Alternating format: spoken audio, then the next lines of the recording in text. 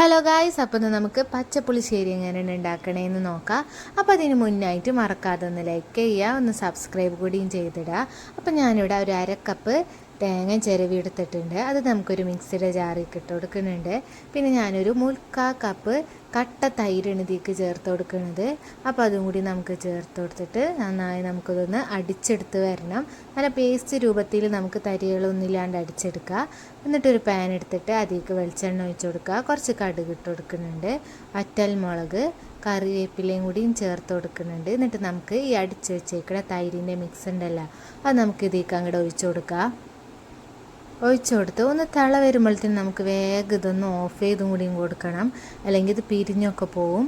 അപ്പോൾ ഒരു തിള വരുമ്പോഴത്തേന് ഞാനിവിടെ ഓഫ് ചെയ്ത് കൊടുത്തിട്ടുണ്ട്. എന്നിട്ട് നമുക്ക് അതിലേക്ക് ആവശ്യത്തിന് ഉപ്പും കൂടിയും ചേർത്ത് കൊടുത്തിട്ട് നന്നായി ഒന്ന് മിക്സ് ചെയ്തും കൂടിയും കൊടുക്കാം, നന്നായി ഇളക്കി കൊടുക്കാം നമുക്ക്. അപ്പോൾ നല്ല ടേസ്റ്റിയായ പച്ചപ്പുളിശ്ശേരി ഇവിടെ റെഡി ആയിട്ടുണ്ട്. അപ്പോൾ എല്ലാവരും ഒന്ന് ഉണ്ടാക്കി നോക്കട്ടോ.